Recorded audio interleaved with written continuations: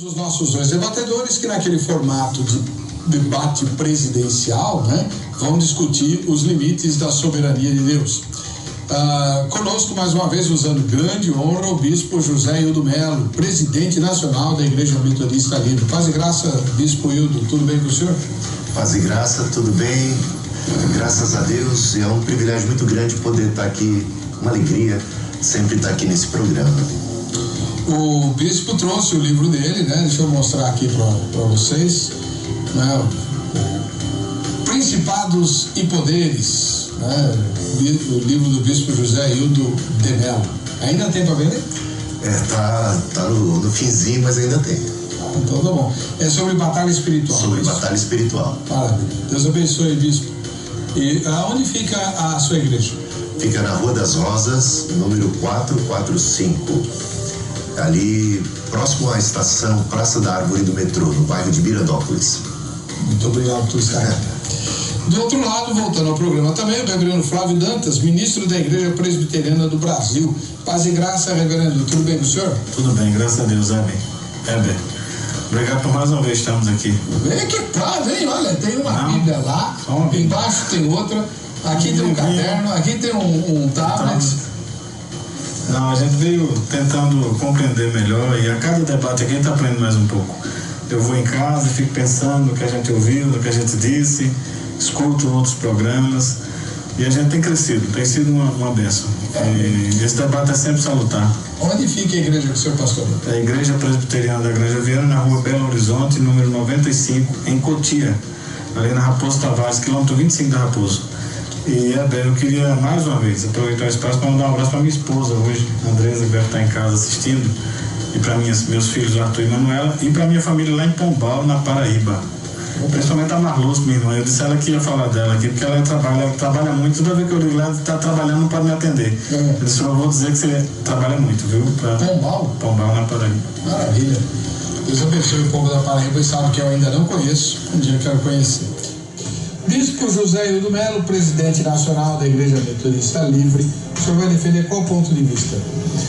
De que Deus é soberano e em sua soberania ele é tão soberano que ele é soberano sobre a sua própria soberania, de modo que ele pode criar seres livres e ainda continuar soberano, né?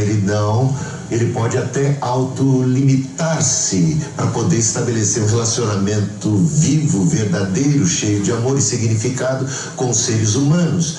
E eu creio que Deus é todo poderoso, ele tem todo o poder no céu e na terra, e ele, na sua soberania, decidiu, escolheu. Ele podia criar qualquer espécie de mundo, mas ele escolheu criar um mundo onde existissem seres à sua imagem e semelhança que pudessem se relacionar com ele e pudessem ter livre arbítrio, porque amor pressupõe liberdade. Não existe possibilidade de um amor autêntico e verdadeiro sem a liberdade como base desse relacionamento. Imaginemos que Deus decidisse criar um mundo para funcionar perfeitamente debaixo do seu controle estrito, tudo funcionaria perfeitamente, mas ele careceria de liberdade, tudo seria muito artificial, tudo uma espécie assim, de um mundo robotizado que funcionaria aos comandos. Quando usa-se a palavra controle, né, a gente lembra de videogame, que tem controle, né, que os adolescentes principalmente adoram, né, jogar videogame, e eles controlam o que se passa lá dentro. Então, aquilo que acontece ali dentro se move, se mexe ao controle.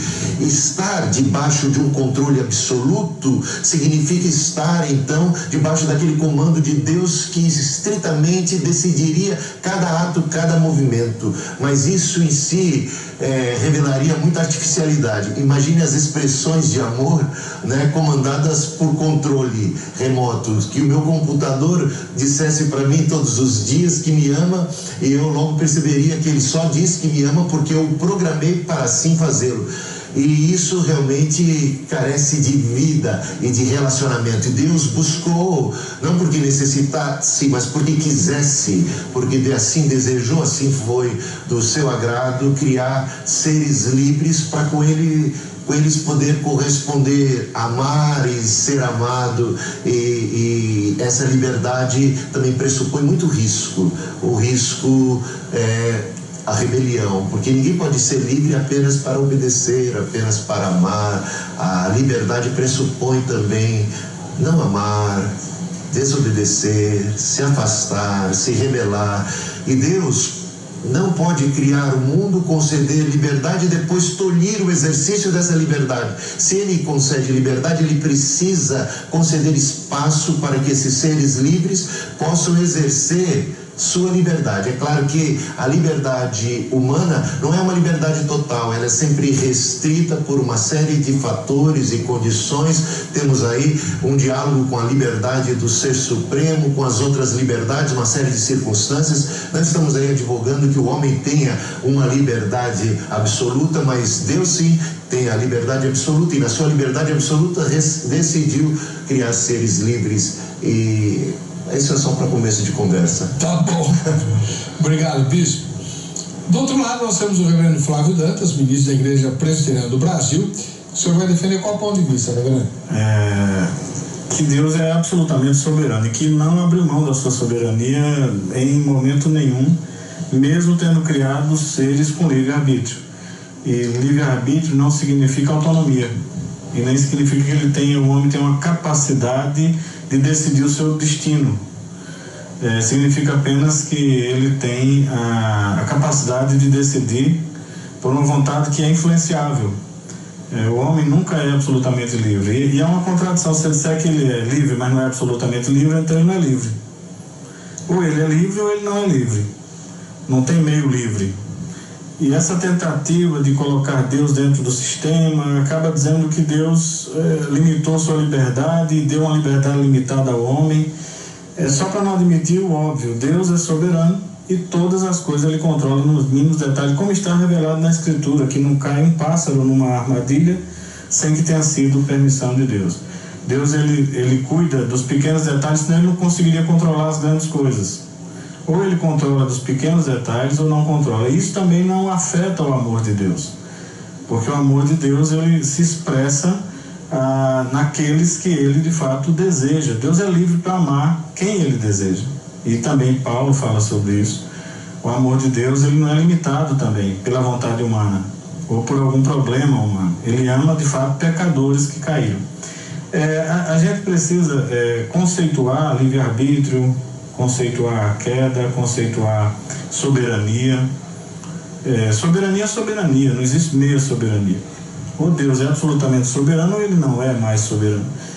E a gente não vê isso na Escritura, Deus abrindo mão de sua soberania, dando a alguém a sua soberania, passando para alguém o poder. Deus decide todas as coisas de acordo com o seu propósito. A gente vê isso claramente na Escritura revelada, mesmo que isso atinja a lógica humana, achar que Deus é injusto. Paulo discutiu isso em Romanos 9, tão bem discutido. Então a gente pretende defender a posição que está revelada na Escritura, sem se importar em defender Deus no seu caráter, dizer que Deus não é amoroso. Deus é amoroso porque Ele é amor mesmo, Ele ama, mas Ele ama quem Ele quer. Ele criou os homens com livre-arbítrio. O homem tem livre-arbítrio ainda. Dentro desse livre-arbítrio não significa autonomia da vontade de Deus, e nem significa que ele não é influenciável. O homem é influenciável, sempre foi. Adão não era absolutamente livre, mas tinha livre-arbítrio, tinha uma vontade capaz de decidir. Mas decidir sobre coisas que lhe foram postas. Já havia limites, já havia regras para Adão, já havia uma árvore do conhecimento do bem e do mal, já havia a possibilidade dele cair. Tudo isso criado pelo Criador. E ele então acaba cumprindo um propósito eterno de Deus que já havia sido planejado, de queda, de redenção, e nós todos estamos cumprindo esse propósito. Agora, Deus não violenta a vontade humana, Ele convence, como também o homem foi convencido a pecar. Mas convencido, ele é responsável porque ele assumiu a ideia que lhe foi proposta. Ele não é livre hoje, a sua vontade não é livre porque caiu. E hoje a vontade dele ainda é depravada, tem mais essa. No Éden a vontade ainda não era depravada, mas depois da queda a vontade ainda inclina para o mal.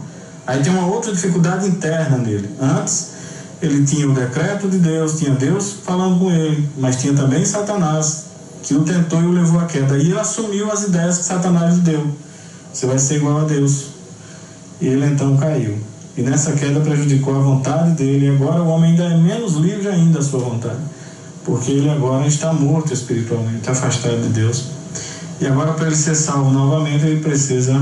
Aí não vou entrar na questão da salvação hoje, é só soberania sobre todas as coisas, mas inclusive sobre a salvação. Deus é soberano, salva quem ele quer. E isso não afeta o amor de Deus, porque ele ama quem ele quer, ele diz isso. Esse é o ponto de vista que eu vou defender, sem nenhuma, mas com muito carinho, pelo pastor e pelas posições contrárias, que são seculares, não vai se resolver hoje, como o senhor falou. Então, a gente vai caminhar por aí. Tá bem. Muito bom. Vamos lá. Bispo José Hildo Melo, ele é o presidente nacional da Igreja Metodista Livre, e está aqui para defender a ideia de que Deus delegou ao homem o controle de certas coisas. Então ele é soberano, mas não controla tudo, absolutamente tudo. O reverendo Flávio Dantas, que é ministro da Igreja Presbiteriana do Brasil, diz que Deus controla tudo. Então o bispo Hildo vai começar a inquirir o reverendo Flávio com a sua primeira pergunta. Estimado reverendo Flávio, no bloco anterior, você mencionou que Adão recebeu, ainda que em termos limitados, a capacidade do livre-arbítrio. E, sendo assim, parece que você consegue estabelecer uma possibilidade de haver a soberania de Deus e o homem também ter livre-arbítrio. Bom, então, essa é uma... Eu sei que depois disso você acha que depois, com a queda, como um bom calvinista, você entende que o homem está morto nos seus delitos e pecados, e nós também concordamos como arminianos.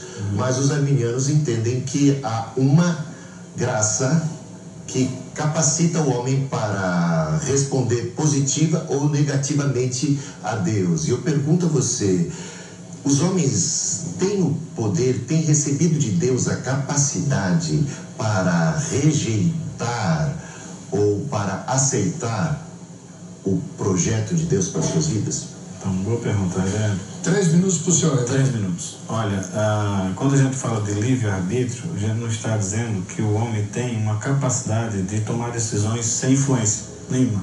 Nenhum de nós. As minhas decisões são todas influenciáveis. É aí onde o homem não tem essa liberdade que o arminianismo prega, nem pela graça de Deus. Já que é pela graça de Deus, é justamente porque ele não tem condições de responder se não for influenciado por alguma graça de Deus. Mesmo no Éden, Adão foi criado livre do pecado. A vontade dele era mais livre do que a nossa, porque ele não tinha conhecido o pecado, não estava contaminado, não estava inclinada para o pecado, tanto quanto depois da queda. Mas ele tinha um Deus que tinha regras sobre ele não tinha liberdade, por exemplo, para fazer o que ele... contrariar um decreto de Deus que havia. Provavelmente a queda foi decretada, e acho que até os arminianos concordam com isso. Não teria acontecido se não houvesse um decreto de Deus. Porque todas as coisas, a Bíblia diz que acontecem por decreto divino, já que ele é soberano. Nada pega Deus de surpresa. Nada é por acaso. Inclusive diz que Jesus, ele foi morto antes da fundação do mundo, porque havia um plano de Deus para a salvação do homem. Houve uma serpente no Éden para tentar também dentro de um plano de Deus, que nada acontece sem que Deus tenha planejado. Houve uma árvore para ser objeto da tentação, então tudo isso, e Adão pecou. Liberdade, aí o homem perdeu ainda mais sua liberdade, agora estava influenciado negativamente internamente, que Jesus diz lá em Mateus, em Marcos 7, que a prostituição, todo o mal hoje procede do coração do homem, e ele agora está inclinado mais ainda, e ainda tem Satanás sugerindo e agindo, mas tudo isso dentro de um plano de Deus. Tudo isso está sob o controle soberano de Deus. Só está acontecendo porque Deus planejou e por sua providência faz as coisas acontecerem, usando os seus servos, as suas criaturas. Nada foge ao seu controle, todas as coisas. A preveniente é uma graça que eu acho que essa é a grande diferença entre arminiano hoje e calvinista. A graça preveniente, para a gente, é a graça especial que Deus dá para a pessoa crer. Ela produz a regeneração, e aí a pessoa não pode não crer mais depois de regenerada. porque o coração dela foi mudado e ela não pode mais voltar atrás. Se Deus desse uma graça ainda é capaz da pessoa mudar, para quê? Se ele já pode dizer não sem a graça. E seria amor Deus dar uma graça para o camarada rejeitá-lo? A graça de Deus já é para a salvação, já é dada àqueles que vão ser salvos, é pela graça que nós somos salvos. Então a graça, quando Deus dá graça, ele dá alguns já para transformar o coração dele. A graça garante a conversão, garante os outros, o processo de conversão, produz a regeneração, a graça de Deus. Se não produzir, não precisa, porque o homem por si só já pode dizer não. Aliás, ele só diz não a Deus, por si só. Obrigado. Tá bom? Bispo José Hildo, 3 minutos para os seus comentários. Tá. O pastor Flávio diz que a graça é dada a alguns e, segundo o seu ponto de vista, sempre que é dada de modo que o homem não pode resisti-la, mas a Bíblia diz, com todas as letras, que a graça de Deus se manifestou salvadora a todos os homens, que Deus amou o mundo de tal maneira que Cristo é a luz que ilumina a todo o homem, e que o juízo é esse, que a luz vindo ao mundo, né? Muitos amaram mais as trevas do que a luz, porque suas obras eram más. E você acha que uma pessoa, um homem, os seres humanos não podem resistir a esta graça, quando a palavra de Deus diz que aqueles judeus resistiram insistentemente às ações do Espírito Santo, né? Vós sempre resistis ao Espírito Santo. Portanto, parece que a manifestação da graça e do Espírito Santo não é do modo implacável e irresistível. Parece que Deus, por sua vontade, no seu beneplácito, ele propôs que o homem pudesse responder sim ou não a essa graça, porque ele quis que assim o fosse. Olha, tem um texto muito interessante de Lucas capítulo 7, versículo 30. Você conhece eles também, né? Sim. Mas os fariseus e os peritos na lei rejeitaram o propósito de Deus para eles. Os fariseus rejeitaram o propósito de Deus para eles, não sendo batizados. O propósito de Deus para eles era que se convertessem e fossem batizados, mas eles rejeitaram, né? Jesus até fala, João fala no capítulo 1, veio para os que eram seus, mas os seus não receberam. Mateus 23, 37, Jesus diz, Jerusalém, Jerusalém, que matas os profetas, apedrejas tantos quanto se são enviados.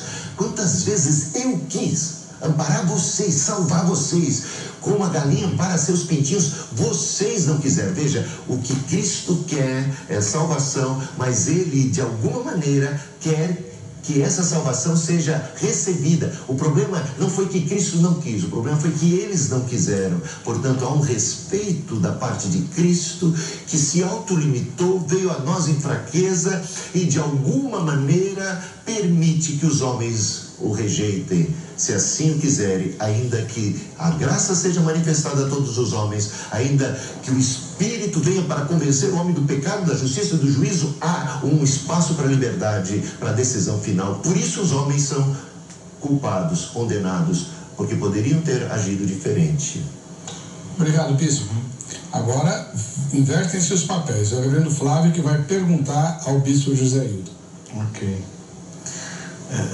Bispo, partindo desse ponto aí, a gente tem em Atos, por exemplo, capítulo 4, versículo 24 a 28, Pedro dizendo aos seus ouvintes judeus, ouvindo isto, unânimes levantaram a voz a Deus e disseram, Tu, soberano Senhor, que fez o céu, a terra e o mar,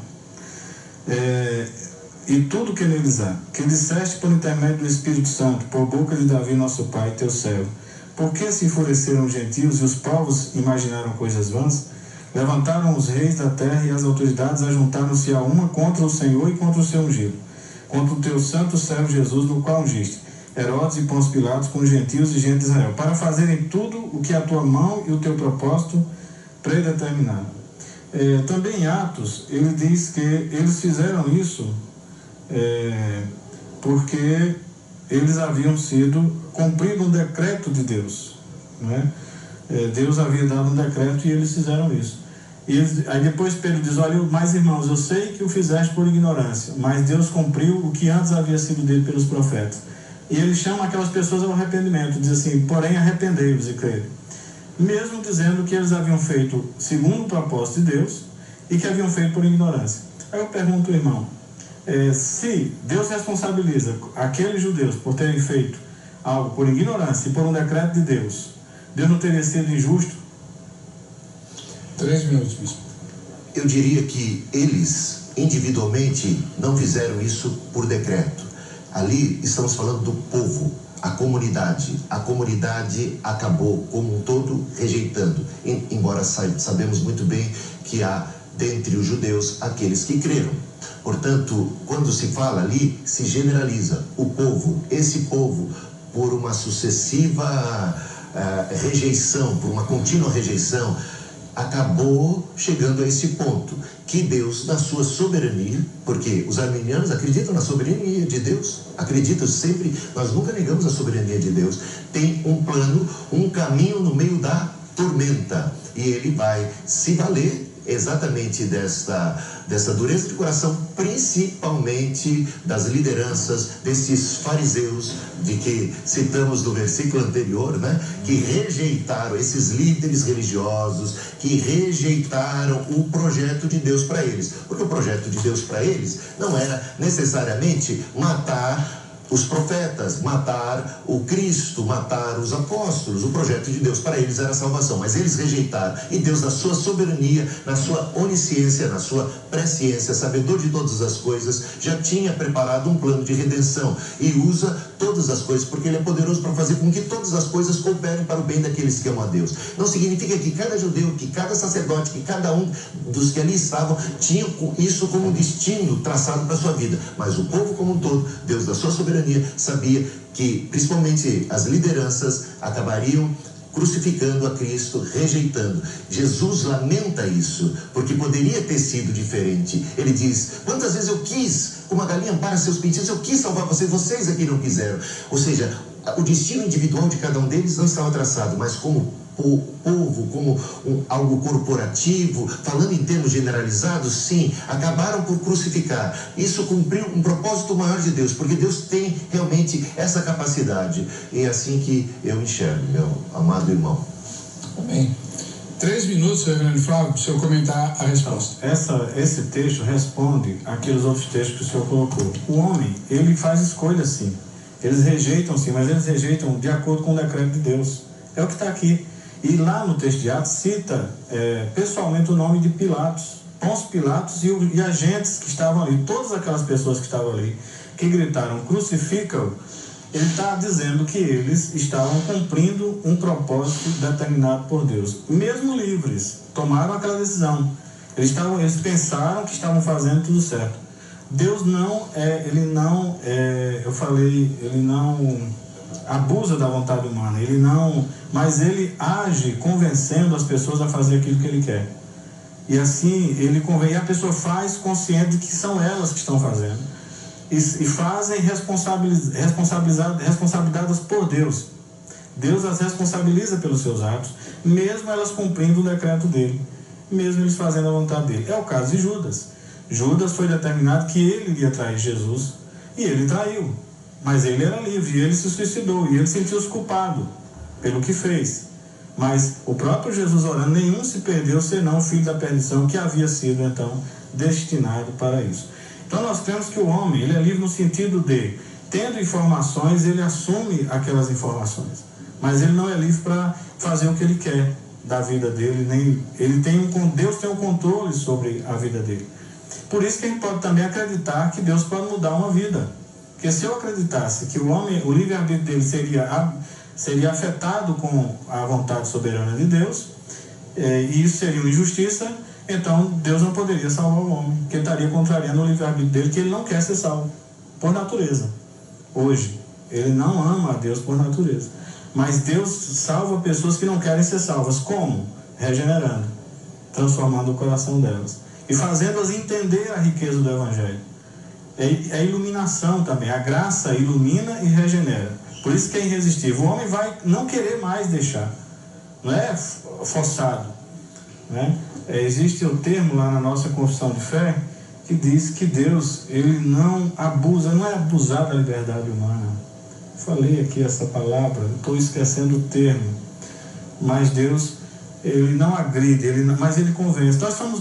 Nós seres humanos somos convencidos a fazer o mal ou fazer o bem, convencidos pela nossa natureza pecaminosa, convencidos pelo diabo, e somos convencidos por Deus a deixar o mal, só por Deus, pelo Espírito Santo. Senão o homem só faz o mal.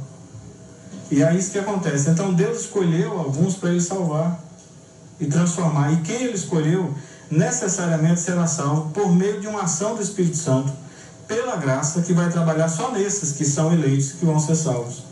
Por isso que a Bíblia chama de eleitos, salvos para a salvação, antes da fundação do mundo.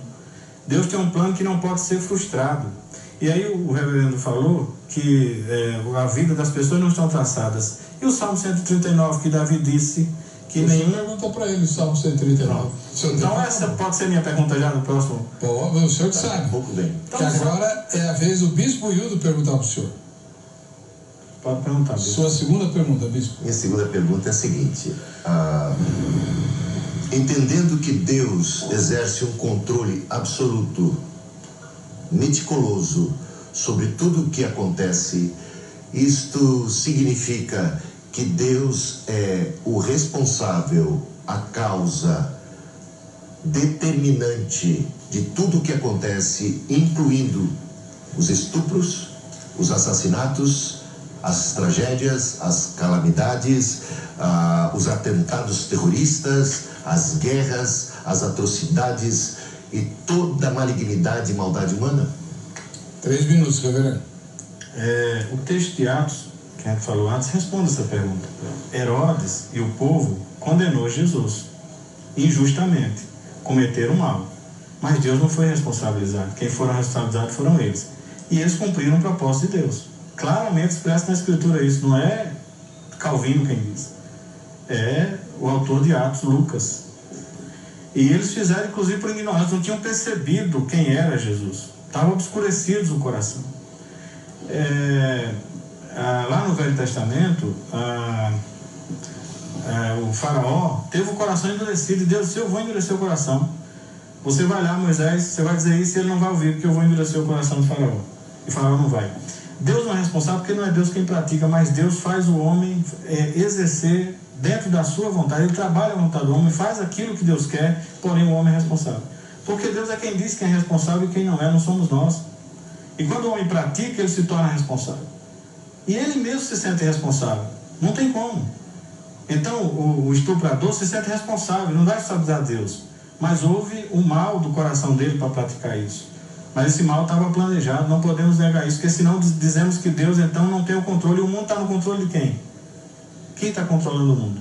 Então, como ele vai exercer o seu plano? Como ele vai concretizar seus planos se o mundo não estiver sob o controle dele? E se essas coisas, mesmo más acontecendo, não forem um plano, um projeto dele? E a gente vê lá o senhor citou Romanos 8, quando acontece um mal na vida de um crente, Paulo diz que todas as coisas cooperam para o bem daqueles que amam a Deus, aqueles que são chamados segundo o seu propósito. Então, mesmo o mal, quando acontece, redunda em bem.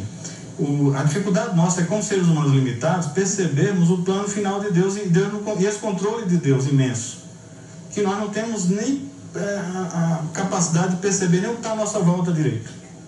E imaginar um Deus que, além de saber de tudo, criou tudo e controla tudo, para nós dar uma dor de cabeça.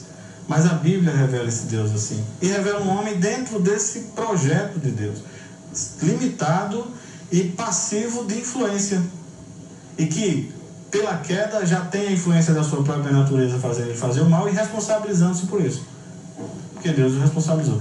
Deus inclusive é quem diz o que é mal e o que é bem.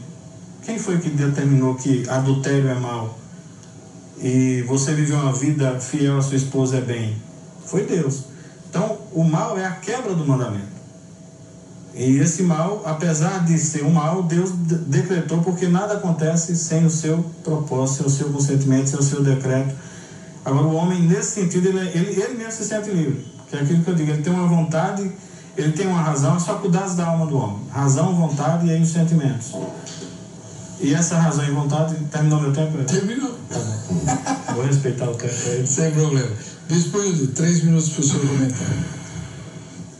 Enquanto o calvinismo apregoa que tudo que existe, existe por determinação de Deus, foi provocado por Deus, foi decretado por Deus, inclusive essas atrocidades, barbaridades, malignidades, e não tem como um calvinista conseguir escapar da conclusão óbvia que se Deus decretou, aquilo aconteceu porque Deus assim o quis, portanto Deus acaba sendo, em última instância, o autor do mal, o autor da guerra, o autor da morte, o autor do pecado, o autor da queda.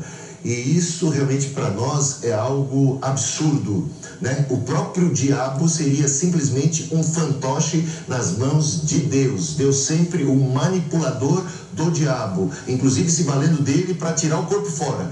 Só para você ter uma ideia de como a coisa pode caminhar nas interpretações e nas conclusões aonde a gente pode chegar. O único jeito de escapar disto é reconhecendo o ponto de vista arminiano, que entende que Deus criou seres livres, que concedeu espaço para o exercício de suas liberdades, e nesse exercício de suas liberdades há a rebelião, há a malignidade, há o mal. E isso Deus, na sua soberania, tem já traçado o fim. O último capítulo da história já está escrito. Deus rege com mão forte, embora conceda espaço para o exercício das liberdades que implicam na malignidade que procede do coração humano. Deus a ninguém tenta. Deus é pura luz. Deus é bondade pura. Deus é amor, a ninguém tenta.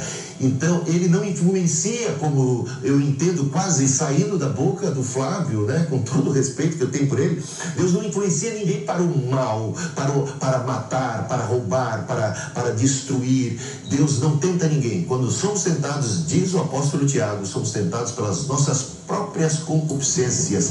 Essa malignidade tem a ver com a nossa natureza realmente caída e com o exercício de nossa liberdade e escolha, que desde o Éden acabou sendo de nos afastarmos de Deus. É assim que eu entendo. A culpa cai sobre nós. Por isso existe um dia de juízo final. Por isso teremos que prestar contas, e naquele dia não poderemos dizer: fomos influenciados por Deus para fazer isso que era mal, não tivemos outra alternativa, não recebemos graça para nos salvar, ou qualquer coisa. Eu acho que a gente precisa atentar para esse grave perigo. Acho que isso atenta contra a honra e contra o amor de Deus. O calvinismo sempre está querendo levantar a bandeira do poder, da autoridade. Você vai ler as Institutas, tem capítulo para a soberania, tem capítulo para o Deus Todo-Poderoso, mas não há um único capítulo intitulado O Amor de Deus. E é isso que eu acho que nossos irmãos reformados, calvinistas, precisam atentar com muito carinho, com muito amor, é que eu falo. Tá bom. Reverendo Flávio, agora é sua vez. O senhor vai fazer a sua segunda pergunta e vai gozar de 15 segundos a mais se precisar, porque ele estourou o tempo dele. Tá bom. Eu agradeço. Tá. Sua segunda pergunta. Eu queria só, primeiro, já corrigir eu talvez me fiz enganar. Deus não tenta ninguém, eu não falei isso em momento algum. Agora, nada foge ao seu controle, mas Deus usa as contingências das coisas, tudo está no controle dele. É tanto que lá em Mateus ele diz que não cai um passarinho em uma armadilha se não for por permissão de Deus.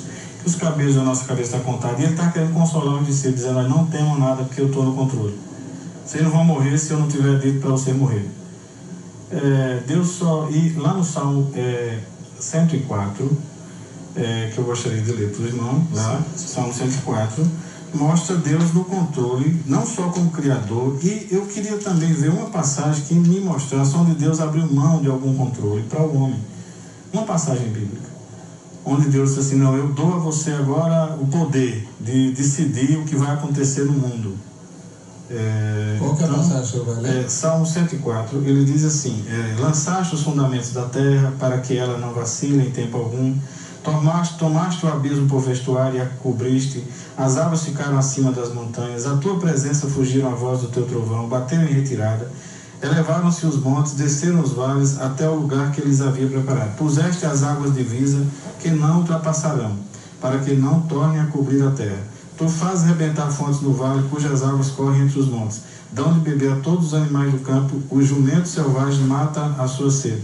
Junto delas tem as aves do céu o seu pouso, e por entre a ramagem desfere o seu canto. Do alto da tua morada regas os montes, a terra farta-se do fruto das tuas obras. Faz crescer a relva para os animais e as plantas para o serviço do homem, de sorte que da terra tira o seu pão. O vinho que alegra o coração do homem, o azeite que ele dá o brilho ao rosto, o alimento que lhe sustém as forças. Avigoram-se as árvores do céu e os cedros do Líbano que ele plantou, em que as aves fazem os seus ninhos, quanto a cegonha, a sua casa nos ciprestes. Os altos montes são das cabras montezinhas e as rochas o refúgio dos arganazes. Faze a lua para marcar o tempo, o sol conhece a sua hora, a hora do seu ocaso. Os leãozinhos rugem pela presa e buscam de Deus o sustento. Em vindo o sol, eles se recolhem, sai o homem. E aqui ele diz assim, o mar, todos esperam de ti, que lhes dês de comer a seu tempo. Se lhes dás, eles o recolhem. Se abres a mão, eles se fartam de bens. Se ocultas o rosto, eles se perturbam. Se lhes cortas a respiração, morrem e voltam ao seu pó. Envias o seu espírito, eles são criados, e assim renovas a face da terra. Esse salmo, como explicar Deus não tendo o controle de tudo? 3 minutos, bispo. Sim, eu acredito piamente, eu assino embaixo, digo amém, glória a Deus e aleluia para esse salmo. Deus tem o controle. Nunca dissemos que Deus não tivesse controle. O que entendemos é que Ele concede espaço para o exercício do livre-arbítrio. Agora, eu tenho livre-arbítrio de trabalhar se Deus me concede vida. Eu tenho que reconhecer que tudo que sou, que tudo que tenho, as oportunidades, as portas vêm de Deus. O salmista ele está reconhecendo que toda a criação, em tudo ao seu redor, há um dedo de Deus, uma bondade de Deus. E a gente, como arminiano, não nega isso absolutamente. Nós acreditamos que Deus é soberano. Então, pode acreditar. Eu acredito que Deus é soberano. Só foge o controle do homem. Não é que... E também não foge ao controle. Eu creio que Deus é soberano sobre até a liberdade humana. Ele tem poder... Não, eu não estou negando que o homem não tem liberdade, mas Deus é tão soberano, que Ele é tão inteligente, Ele é tão mais sábio, Ele é tão mais poderoso do que a gente pode imaginar. Porque eu acho que o problema do calvinista é entender que Deus só pode ser soberano porque Ele predeterminou. E isso é uma conclusão que a gente vê lendo as teologias sistemáticas escritas por doutores calvinistas. Eles colocam a onisciência, a presciência de Deus só é possível porque Deus já predeterminou. Como arminiano, a gente acredita que a onisciência independe dessa questão de ter pré-ordenado isso ou aquilo. Ele é Deus e na sua majestade Ele consegue enxergar o futuro e saber o futuro, mesmo aquelas partes. Não estamos negando que Deus não tenha pré-ordenado ou pré-determinado muitas coisas, mas entendemos que nem tudo está pré-ordenado, pré-determinado. Ele concede espaço verdadeiro para o exercício das liberdades. Eu vou te dar um texto que você pediu. Onde é que está na Bíblia um texto que diga que Deus limita seu poder, a sua soberania, digamos assim, para conceder espaço para decisão humana? Olha só, Deuteronômio capítulo 8. Podíamos citar o Antigo Testamento de diversos textos, mas Deuteronômio capítulo 8 ele diz: cuidareis de cumprir todos os mandamentos que hoje vos ordeno para que vivais. Se você pega e começa a observar o para que aparece assim constantemente, esse para que já implica em que, se obedeço, eu tenho isso como resultado, para que vivais. A vida é resultado de minha obediência. E no final ele diz: se desobedecer, se praticar idolatria, se afastar, você vai perecer, porque não quis. Ele usa inclusive isso, Deuteronômio capítulo 5, porque vocês não quiseram. Então, colocando ali, olha só esse texto que eu acho extraordinário. Eu tenho meditado sobre isso, não porque vinha esse programa, já há umas 3 semanas faço isso.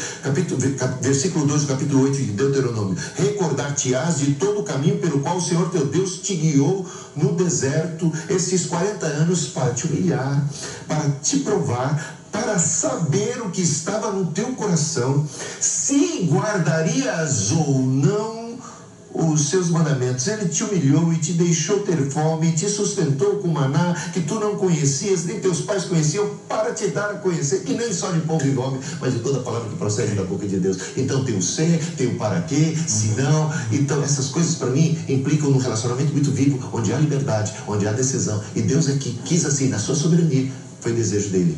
Tá bom. Comentários? O texto que o irmão está lendo está falando da lei do Senhor, da vontade prescritiva de Deus, não da vontade decretiva de Deus. Quando Deus decreta... Agora, os homens não obedecem a Deus porque eles não são regenerados. E eles não obedecem realmente à lei de Deus. Deus tem a vontade decretiva, e esse sim é aquele propósito que ninguém pode mudar. Inclusive, o que aconteceu na vida de Jó? Jó era um justo, passou por coisas terríveis. E Jó chegou à conclusão no final de que aquilo era um plano de Deus e que não poderia ter sido diferente.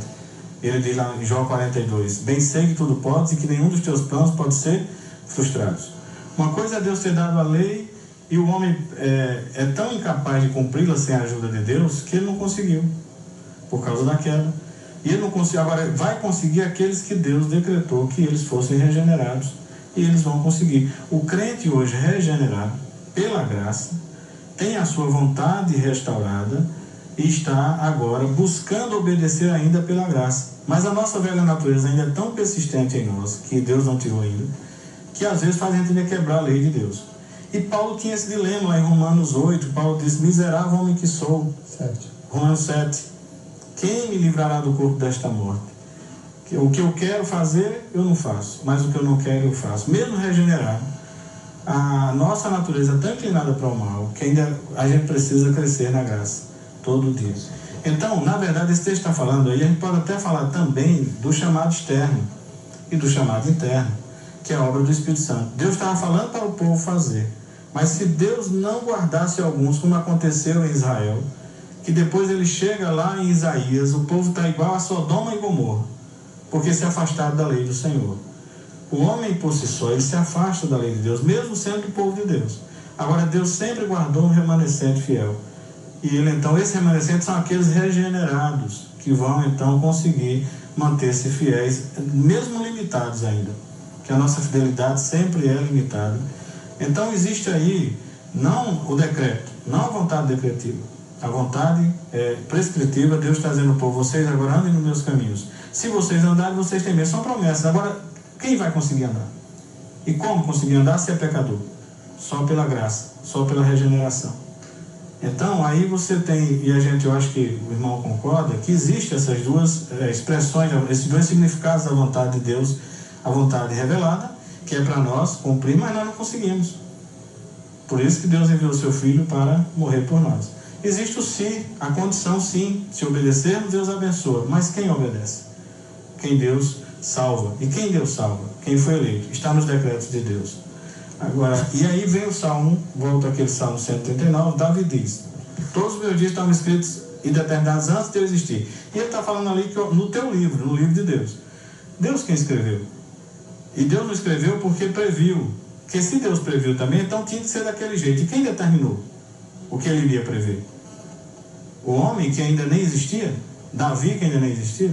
Então o Davi estava fora de si, ou então estava inspirado, estava sendo revelado a ele que de fato há um decreto, a nossa vida está toda determinada, e inclusive determinada a desobediência, os atos de desobediência. Agora, nós não podemos culpar Deus, porque isso Deus não violentará a nossa vontade para nós fazermos. Nós faremos de livre e espontânea vontade, guiados pela nossa natureza pecaminosa. Estaremos dizendo, eu estou fazendo isso porque eu quero. Eu adultero, porque eu desejo mesmo, mas meu desejo não é livre, porque está preso ao pecado. Nós somos carnais. Por isso que Deus lá, revelando a minha permissão, por isso que Deus lá destruiu a humanidade na época de Noé. Ele diz, porque o homem se tornou mau, ele é carnal, ele não é livre, ele é escravo do pecado. O povo judeu, quando Jesus chegou dizendo que, olha, eu vim para libertar, o judeu disse assim, você está dizendo que está escravo? Não é escravo de ninguém. Todo aquele que comete pecado é escravo do pecado. Okay. Por isso que a liberdade que ele fala não é liberdade, é escravidão. É liberdade quando Jesus transforma. Escravidão é esse relógio miserento meu. Poxa vida. Vamos fazer o seguinte, vamos para o intervalo. Vamos agora para o terceiro e último bloco do debate presidencial de hoje, entre o bispo José Hildo Melo, da Igreja Metodista Livre, e o reverendo Flávio Dantas, da Igreja Presbiteriana do Brasil. O tema é: Deus controla tudo que acontece no mundo? O bispo Hildo vai fazer a terceira e derradeira pergunta dele ao reverendo Flávio. Bem, o reverendo Flávio, defendendo o ponto de vista calvinista, afirma que Deus, podendo salvar a todos, decidiu salvar alguns. Podendo amar a todos, decidiu amar alguns e não a todos. Sendo a salvação um ato decretivo de Deus, incondicional, unilateral da parte divina, Deus teria poder para salvar a todos, mas decidiu, salvar alguns. Agora, essa questão, ela bate de frente com a natureza de Deus, revelada na Bíblia, principalmente na pessoa de Jesus. Deus é amor. Deus ama o mundo. Deus não tem prazer na morte do ímpio, antes deseja que o ímpio se arrependa. Então, esse amor revelado por todas as pessoas, esse amor revelado por todos indistintamente, como é que se concilia com esse decreto divino de salvar Deus, de amar a Deus de modo especial alguns e condenar a perdição eterna, ao inferno eterno, a grande maioria dos seres humanos? Isso, para mim, é alguma coisa que eu nunca consegui entender. É aquilo que mais me coloca longe do ponto de vista calvinista. Isso, para mim, é quase que abominável aos meus olhos. Embora eu ame os presbiterianos, os reformados, o meu tio da igreja presbiteriana, minha avó que veio de uma igreja reformada, amo essas pessoas, creio que elas são pessoas de Deus, mas essa doutrina, eu acho ela horripilante, até quando se diz que Deus ama esses que não vão para o céu, esses perdidos, mas com amor distinto, com amor apenas para dar boas coisas para essa passagem, enquanto já tem decretado seu destino para a perdição. Diz Wesley, da onde eu venho, da minha raiz, ele diz que esse tipo de amor é um amor de dar arrepios. Por quê? Porque a gente não consegue compreender que amor é esse de Deus, que podendo salvar não salva, nem concede possibilidade de salvação a esses. Isso, para mim, é realmente um ponto chave na questão. 3 minutos para o senhor falar sobre isso. Paulo respondeu essa pergunta em Romanos 9. Ele diz aqui, que os salvos são os filhos de Deus. Ele diz aqui, e não ela somente, mas também Rebeca, ao conceber de um só Isaac, nosso pai. E ainda não eram gêmeos nascidos, nem tinham praticado bem ou mal, para que o propósito de Deus quanto à eleição prevalecesse, não por obras, mas por aquele que chama. Já fora dito a ela, o mais velho será servo do mais moço, porque está escrito, amei Jacó, porém me aborreci de Esaú. A Bíblia diz que Deus usa um amor de maneira diferente. Ele ama um e não ao outro. Em Mateus 11, 25, Jesus revela o Pai a um e oculta a outro. Jesus diz que pregou por parábola para quem ouvisse, não entendesse, porque ele iria iluminar quem ele quisesse. E ele chega para os discípulos: a vós é dado conhecer os mistérios do reino de Deus, a outros não. Jesus ora na oração sacerdotal só pelos eleitos que Deus havia lhe dado. Não rogo pelo mundo, mas rogo pelos que o Senhor me deu. Há um plano de salvação de Deus que ele resolveu salvar alguns. E Deus é livre. Eu hoje estava conversando com o pastor Ricardo e ele disse que tem uma frase que ele até disse aqui. Ele disse que o livre-arbítrio hoje pode significar tudo, menos liberdade do Criador, menos liberdade de Deus. Quer dizer, Deus não é livre para escolher quem ele quer. O homem é livre, mas Deus não. Nós é que estamos rebaixando Deus, colocando na categoria humana, ou à mercê do homem. O homem decide e Deus ratifica. Então a gente poderia dizer que estão certos aqueles que decretam hoje em dia nos púlpitos. Eu decreto, eu determino. Nós estamos querendo fazer algo que Deus é quem tem o poder para fazer, porque Ele é soberano, Ele é o rei de toda a terra. Ele é o Criador, Ele está acima do sistema. Eu não entendo, nem procuro entender, eu creio na revelação. Diz assim: amei a Jacó, aborreci a Esaú. O que é que eu vou fazer com esse texto? Dizer Deus não ama de maneira, Deus está errado? Aí Paulo diz assim: que diremos, pois, a injustiça da parte de Deus? De modo nenhum. Pois ele diz a Moisés: terei misericórdia de quem me aproveitou misericórdia, e compadecer-me-ei de quem me aproveitei com compaixão. Deus tem compaixão de quem Ele quer. E Ele não é livre para fazer isso? Nós nos achamos que eu devo fazer o que eu quero. Agora, o Criador que criou não tem direito de fazer o que ele quer das suas criaturas. E Paulo vai mais além aqui dizendo que quem diremos, pois, se Deus, querendo mostrar a sua ira e dar a conhecer o seu poder, suportou com no limiar dos vasos de ira preparados para a perdição. Isso aqui vai de encontro lá em Provérbios 16:5, se eu não estiver enganado, que diz que Deus criou até o ímpio para o dia da perdição. Deus criou o ímpio. Eu vou fazer o quê? Ele é Deus. Eu só tenho que me dobrar e dizer assim: Senhor, eu creio e vou aceitar. Agora, graças que o Senhor me iluminou para eu ser o eleito, ou salvo. Eu não merecia também, era igual aos outros homens. Tá bom, pastor. Tá bom? Tá ótimo. Seus comentários, bispo. Bom, Romanos capítulo 9 trata da rejeição de Israel como povo. E o apóstolo Paulo está defendendo ali a tese de que Deus, em sua soberania, decidiu salvar através da graça pela fé em Cristo Jesus. Então, aqueles judeus rejeitam o Cristo, né? E não podem ficar confiando no fato de serem descendentes da linhagem de Abraão para sua própria salvação. Deus tem misericórdia de quem Ele quer ter misericórdia, e Ele salva quem Ele quer ter misericórdia. Mas no capítulo 11, que conclui esses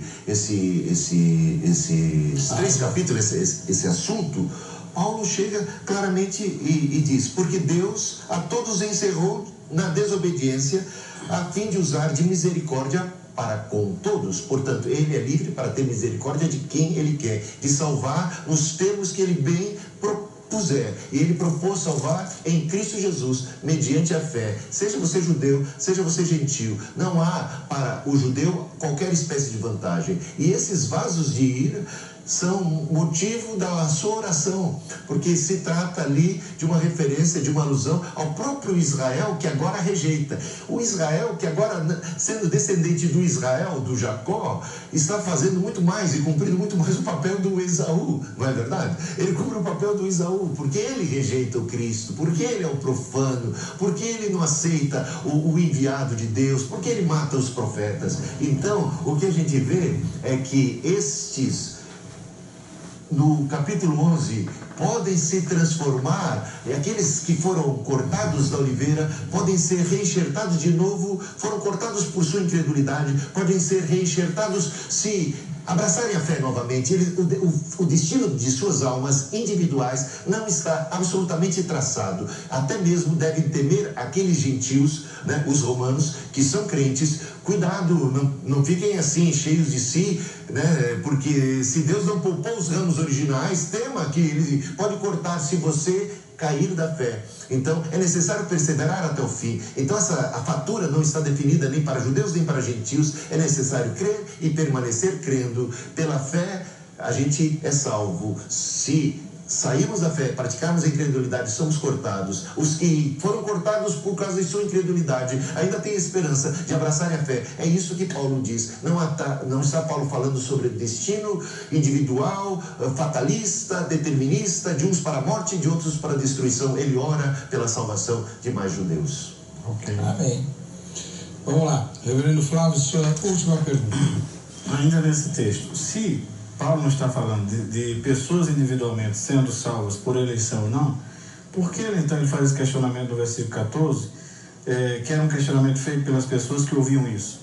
Haverá, pois, injustiça diante de Deus? Por que iria considerar Deus injusto, se ele não estiver falando de salvação individual? Outra coisa, em Romanos 11, ele fala também de todos ali, e depois ele fala para com todos. Não são todos os homens, ali está falando de todas as classes, judeus e gentios, que era o assunto da carta. Acontece que os judeus se achavam melhores do que os gentios e achavam que Deus só tinha vindo para eles. Não, Deus veio para judeus e gentios. Todos são pecadores, mas ele não está falando que veio para todos os homens nessa carta. Então a pergunta fica, fazendo esclarecimento: o que justiça seria essa que Moisés está se referindo? De ter misericórdia de quem ele quer, não ter de quem ele quer? O senhor entendeu? Entendi. 3 minutos. Na verdade, o apóstolo Paulo ali, a questão não é necessariamente salvação, nesse ponto em particular. A questão é quem seria, Jacó ou Esaú, aquele que teria o privilégio de ser o pai da nação, digamos, de Israel, do qual descenderia o Salvador, o Cristo. Eu não acredito na perdição individual de Esaú, por exemplo. A gente vê, até naquele reencontro de Jacó e Esaú, depois do Peniel, uma atitude magnânima de perdão, como o Esaú foi capaz de abraçar, beijar, perdoar seu irmão depois de tudo que ele tinha feito contra si. O que ele tinha perdido foi o direito de primogenitura, o direito de ser este em quem se cumpriria aquela bênção maior. Eu acredito que aquele sinal de perdão de Esaú é um sinal de que ele também é filho de Abraão, descendente de Abraão. Tem fé. O Espírito Santo tocou no seu coração. Ele não fez aquilo de si mesmo, por causa da sua natureza bondosa, né? Todos nós sabemos que foi a graça de Deus ali no seu coração que germinou perdão e vida. Portanto, não vejo que estejamos ali tratando da salvação individual de Jacó ou de Esaú, mas entendo que ali esteja o plano de Deus, o propósito de Deus para a vida de um e para a vida de outro. Num certo sentido, o próprio Esaú e os edomitas mais adiante é que vão pisar muito na bola. Os edomitas, nós sabemos, vão ser aqueles inimigos do povo de Israel, e eles vão apedrejar, eles vão zombar, eles vão até quando o povo de Israel está sofrendo, escapando, fugindo, né? E eles vão pegar eles pelo caminho e vão matar. Por isso a ira de Deus vai vir sobre os edomitas. Eu não entendo que cada indivíduo descendente de Esaú estava destinado à perdição, assim como eu não entendo que cada descendente filho de Jacó estava destinado à salvação. A salvação e a perdição tem muito a ver com a questão e a resposta individual de cada um de nós em relação à graça e à luz do Senhor que se manifesta em nossas vidas. Ok. 3 minutos para os seus comentários finais, vereador. Eu volto ao texto aqui. Ele diz, continua no argumento, Paulo. Por que ele fala aqui então de vasos de ira para perdição e vasos de glória? E ele diz que estes são nós os que foram chamados. Ele está falando de salvação e perdição, o texto, usando Esaú e Jacó como exemplo. Tem um texto que eu estava aqui querendo, enquanto o senhor falou, estava me lembrando, mas não sei a referência, que diz que Esaú procurou o lugar de arrependimento e não encontrou. Hebreus. Ele abriu mão da sua primogenitura e do seu direito. Sim. Ali, e ele procurou arrependimento e não achou. Mas mesmo que Jacó e Abraão, Jacó e Esaú sejam usados aqui como exemplo de escolha e de eleição, ele está falando de perdição e salvação, porque o contexto vai falando sobre isso. Ele está falando de que não é salvo aquele verdadeiro israelita, não são os que são nascidos israelitas, são os que são escolhidos para a salvação. Então, o texto aqui está falando de eleição para a salvação, para a perdição ou para a salvação mesmo. Aqui diz, o versículo, ele continua o argumento, Paulo, né? Que diremos, pois, a injustiça da parte de Deus? De modo nenhum. Pois ele diz a Moisés, terei misericórdia de quem me aproveita é misericórdia, e compadecer de quem me aproveita é compaixão. Assim, pois, não depende de quem quer ou de quem corre, mas de usar Deus a misericórdia. Porque a Escritura diz a Faraó, isto mesmo te levantei, para mostrar em ti o meu poder, para o meu nome seja anunciado por toda a terra. Logo tem ele misericórdia de quem quer e também endurece a quem lhe apraz. Tu, porém, me dirás, aí os judeus questionavam de novo, de que se queixa ele ainda? Pois quem jamais resistiu à sua vontade? Aí ele diz, quem és tu, homem, para discutires com Deus? Porventura não pode o oleiro, como pode o objeto perguntar a quem o fez, por que me fizeste assim? Ou não tem o oleiro direito sobre a massa para do mesmo barro fazer um vaso para a honra e outro para a desonra? Que diremos, pois, se Deus, querendo mostrar a sua ira e dar a conhecer o seu poder, suportou com muita longanimidade os vasos de ira preparados para a perdição. É um texto tão forte e tão claro, preparados, que Deus preparou. E quem é o homem para dizer, por que me fizeste assim? E ele diz assim, a fim de que também desse a conhecer as riquezas da sua glória em vasos de misericórdia, que para a glória preparou de antemão. Então tem pessoas aqui, pelo texto, preparadas para a glória e outros preparados para a perdição. Só se eu quiser interpretar isso aqui olhando não sei para onde, mas pelo menos, como eu disse para você, no capítulo 11, ele esclarece que não há a fatura definida. Aqueles que são vasos de desonra, vasos de ira, são objetos da oração de Paulo, porque é uma referência aos judeus, e eles podem vir a se converter, pelo menos parte deles. E aqueles que estão na condição dos salvos, dos escolhidos, dos vasos de honra, devem temer, para não perder essa condição, vindo a cair no erro da incredulidade. E se você pegar 1 Coríntios capítulo 10, você vai ver como aquilo tudo foi escrito para o nosso... Mas Paulo diz que, João diz que os que saíram dos nossos é porque não eram dos nossos, é porque não eram salvos. Jesus, lá em Atos, diz que creram todos que haviam sido destinados para a salvação. Esses seres livres não podem ser livres só para obedecer, para amar a Deus, para fazer a vontade de Deus. Se eles são livres e foram criados por Deus, eles precisam de espaço para o exercício de suas liberdades. E nesse exercício de suas liberdades, acaba o quê? Acontecendo o pecado, o mal e todas as tragédias. Ou seja, Deus está procurando resgatar seres livres e formar um time onde tem pessoas ali que o amam acima de todas as coisas, que abraçaram a fé, e vamos ter novos céus e nova terra. Agora, parece que a malignidade e esse mal que há no mundo se faz necessário para que possamos ter vontades livres, seres humanos que abraçam a fé, que amam a Deus sobre todas as coisas e correspondam ao grande amor de Deus manifesto em Cristo Jesus. Glória a Deus. Mesma pergunta para o senhor, reverendo Flávio, 1 minuto. Olha, para os autores bíblicos isso não é nenhum problema não. Deus é soberano e criou todas as coisas, tudo está como lhe agrada. Salmo 115. Acontece que o arminianismo pensa que resolve o problema criando seres livres, mas complica mais ainda. Quem criou homens livres? Se Deus criou homens livres para fazer o mal, então Deus continua sendo o autor do mal, porque ele criou homens livres.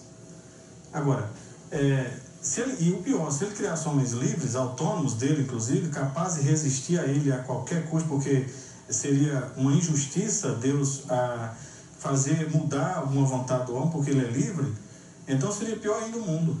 Deus não poderia nem reter o mal, nem poderia colocar limites no homem, poderia deixar, não poderia nem salvar nenhum, porque já que os homens resolveram livremente cair, se Deus fosse salvá-los, ele iria de certo modo estar, como diz a pergunta lá, interferindo no livre-arbítrio do homem. Tá bom.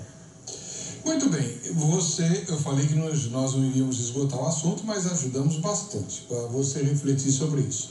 Dúvidas você pode tirar com o bispo José Hildo Melo ou com o reverendo Flávio Dantas, ambos têm o contato deles no site vejamsó.com.br, a quem eu agradeço muito a presença. E nós nos encontraremos de novo no próximo Vejam Só. Até lá.